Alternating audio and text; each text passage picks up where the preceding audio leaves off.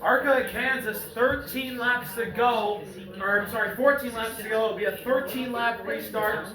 Brendan Queen on the inside, William Sawalich on the outside. The two best cars all race. Wallace Allen, Mason Mitchell, row 2. LeVar Scott, Andy Jankowiak, row number 3. With Buse and Thad Moffitt, row 4. The only cars on the lead lap. Coming to the restart zone. Green flag is out. We're back underway at Kansas. Brendan Queen got a better start. Wallace Allen, Sawalich side by side. Queen is out in front for the lead. 3 wide. LeVar Scott looking for it, but he has to back out of it. Scott looking for third. LeVar and Sawalich side by side, but it's Queen in the lead. Wallace Allen to second, and Sawalich almost clear. He is clear in the third place. Butterbean on the bottom, Lawless follows, Sawalich up high. Clear in the third, single file with 12 laps to go. Butterbean up by 4/10. In the turn number 1.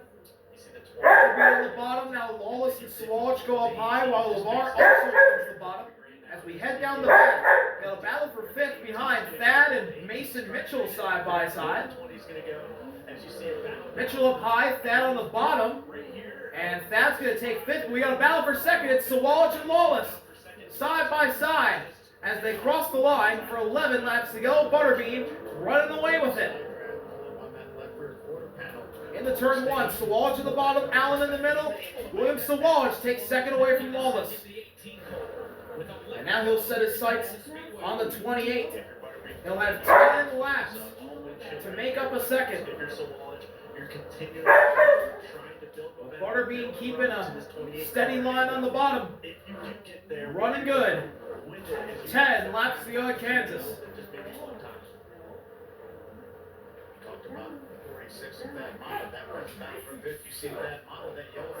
In turn, Thad Moffitt looks to challenge LeVar for 4th.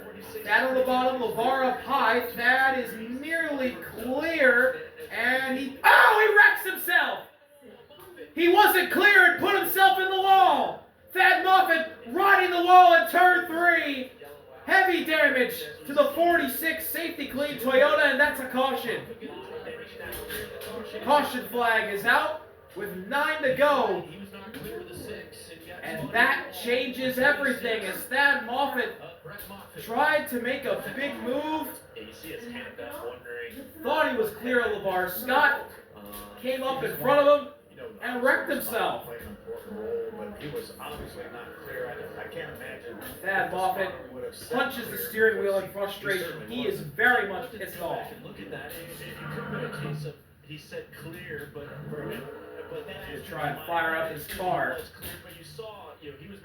Heavy right front damage to the 46 of Thad. Clear and just never got up, and by then the 6 had taken advantage of running the top and building the run down the straightaway to get back into the right rear.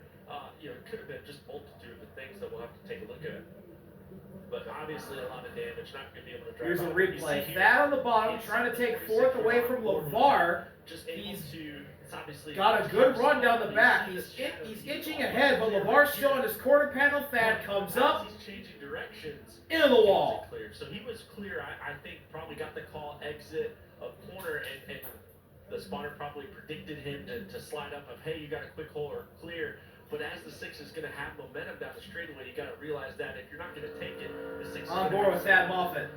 Yeah, brief moment, maybe clear, but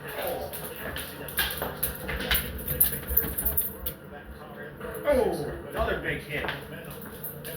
And he's riding the turn 3 wall for a bit, Ross Chastain style. Oh, absolutely. I mean, he probably was sitting there watching the 46. And let's see. Clear. He was clear for a minute. Hesitated, then came up and he wasn't clear. Just barely. He just barely wasn't clear of LeVar. And he comes up and turns himself. And then the frustration. Very clear inside the cockpit. And then was like, all right, sure, I'll believe you. I'll go. Now the pit crew will go to work on Thad Moffitt's car. Just a tough spot. He very much is out of it. The car fell off the jack. With Lamar Scott and Alex has more. You guys are exactly right. Listening to the radios, the 46 of that Moffitt thought he was cleared. He ended up not being cleared. He said sorry across the radio, and then the 6 of Lamar Scott is being told that it wasn't his fault. He did nothing wrong. That the 46 was going to clear himself and just keep it down and let's go chase it. I agree with all that, everything Alex said. Thad obviously thought he was clear. I'm sure the spotter said clear, and technically by an inch he was, but the momentum from the high side is what got the 46 in trouble. One caution over the first 82 laps, and it was scheduled. 2 cautions since. So third of the night here with 8 to go. Spin by Michael Maples, which was, before we came on to record, has really changed the game. We spun with about 17 laps to go as Isabella Robusto, who's on the lead lap, is going to pit. And if she has fresh tires,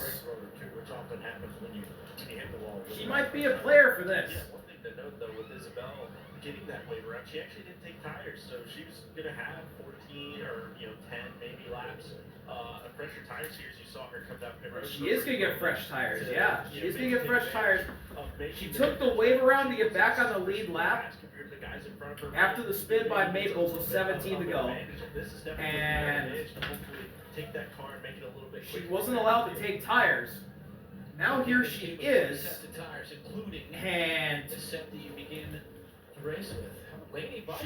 she could be a. Hey, Brett, yeah, I'm sure she's going to be thrilled with that. Started 12th here tonight, running in the top 10, that 6th position. And we remember when Running Queen was chasing down William Sawallich earlier, and I had to pop out of this report, but I want to get it in. Phil, you mentioned that she just graduated high school last week. Well, she comes into this weekend racing in her first ARCA National event, and there is where her family is. Her sister Macy there right in the center, graduating from the University of Georgia in Athens today. Her dad, Greg, on the left there, and Amy on the right. So racing without her parents here this weekend, but I guarantee you that they are watching from Georgia and just super proud of young Laney. But I asked her what got her into racing, and she said, no one in my family raced. I had a 4-wheeler, went to go-karts, picked up my first win in Barnesville, Georgia at 10 years old, and I was hooked. She said she's so competitive. Once went and had to. Yeah, Isabella Robusto could be a player in this. Online courses to start this venture for herself, guys. Yeah, I think she's done an outstanding. To finish off what I was going to say before the report on Laney Hughes came up. Qualified good. I think just outside the top 10. Here she is running with a chance possibly in the top 5, but certainly. Let's see if Isabella Robusto can make something happen here. Maybe challenge Butterbean or Sawallich. It's going to be series race. what looks to be maybe a 4 or 5 lap sprint for the win. We saw it during the practice. He was on top of the box with a headset on, trying to help her out as well. Right. Don't be getting no. So here we go. We're all double file. It's going to be a 5 lap shootout for the win. Santiago Grand Prix, the fastest racing on earth, continues. Tomorrow at 4:30 Eastern on Fox. Fox Sports going to be living in Indianapolis all month long. Such a fun time of year. I know I may tune in to practice all next week. Do you get time to watch the? So 5 lap shootout for the win. Butterbean on the inside, Sawallich on the outside of row 1. Then Lawless and LeVar, row 2. Mason Mitchell, Laney Buse, row 3. Andy J. Isabella Robusto, row 4. And then Jason Kitzmiller and I believe that's Ryan Vargas. Round out your top 10. And here we go. 5 lap shootout. As we're coming off of turn 4, the pace car will pull off, and the field will be in the hands of Butterbean Queen and William Sawallich. We get to the restart zone. 5 lap shootout for the win here in Kansas. We're back underway. Side by side, Butterbean and Sawallich got a good start. Here comes Lawless out, pushing Butterbean to the lead. Lawless clear in the second. Sawallich rides in third, battle for fourth between LeVar and Mason Mitchell. They're going to be close. Looks like LeVar's going to get it. Down the back straightaway. Butterbean in the lead. Sawalch in the second, or that's Lawless actually. Now Sawalch dives under Lawless for second, and just like that, he takes it. But Lawless crosses it over. 4 laps to go, side by side for second. It's all Brendan Queen. In the turn 1, side by side, Sawalch up high, Lawless on the bottom. They might come together, they're getting close. Sawalch is clear in the second. But he's already half a second down on Butterbean Queen. On the bottom, the 28. Coming down to 3 to go. In the lead, off of 4, coming to 3 laps left here in Kansas. Crossing down on the apron. Butterbean, Sawalch, the gap is 6/10. It's Queen 5/10 of a second, not 6/10 on the 18 of Sawalch. Both the top 2 run the bottom. Obviously, with the 28 later. It's where the 28's the fastest. We got a battle for 5th. Andy Jankowiak, LeVar Scott. LeVar up high, Andy J on the bottom. It's going to be tight. LeVar's clear for a moment. It's going to be tough for the 18 to take more distance and build around on the But now we focus back on the leaders. Coming to 2 laps to go here in Kansas. Brendan Queen managing the gap. Sawalch 7/10 behind as they both run the bottom through turns 1 and 2. Lawless Allen rim grind on the outside. He won't be a factor. Down the back straightaway. 1.5 laps to go. The ladies battling side by side for 7th. Lainey Buse and Isabella Robusto. But off of turn 4, Brendan Butterbean Queen will take the white flag here at Kansas and will try and pick up win number 2 of 2025. In the turn 1, back to the bottom goes Butterbean. Does Sawalch change his line? No, he runs the bottom as well. They're swapping that 7th position right now, but Down the back straightaway, Lady Buse is sideways, but she makes an incredible save. Isabella Robusto goes around, and she hits the inside wall hard. Will there be a caution? It doesn't matter. There is a caution. Brendan Butterbean Queen will take the checker and the yellow together to win his 2nd race of 2025. It comes at Kansas. On the backstretch. And hopefully Isabella Robusto is okay. Heavy damage to the front end of the 55 Mobil 1 Toyota. She's moving around. She puts the window net down. She's all right. But Butterbean gets it done. They cross that line. They take the checkered flag. What a heartbreak for Isabella Robusto. Able to try to take advantage of those tires. Oh shit! Oh shit! Oh my God! I forgot this isn't NASCAR. I forgot about the ARCA rules. This is a 1-lap shootout. Oh shit! Man, that sucks for Isabella Robusto. Now that sucks for Butterbean because he has to go through another restart. And she had a hell of a battle with Lady Buse too. And she's out. She's all right. Unfortunate for her. What even happened? Because Lady Buse got sideways underneath her. She made a hell of a save, and then they cut the Robusto, and she's spinning. Here comes a replay. They're side by side, going into 1. Jason Kitzmiller right behind them. Robusto packs it on Buse's quarter panel. She's loose. There she goes. She's sideways. Oh, they did make contact. They made contact, and Isabella couldn't hang on. And she spun down the back. Hard in the inside wall. And obviously air, I'm sure, packed that left rear. And you're just a lot of air moving around in a really tight spot. You see both of them trying to hold on to it. Oh. But obviously Yeah, Laney made a hell of a save, and then Isabella just couldn't hang on after the 2 made contact, and she goes around trying to lock it down, and it's just not enough. She's going to hit the inside wall hard head on. Ooh, got a little bit airborne too, man. Big hit, but glad she's all right. Big impact for the 55. Oh, Inside hate those retaining wall. impacts. First overtime finish is coming up here at Kansas in So we got now overtime in Kansas.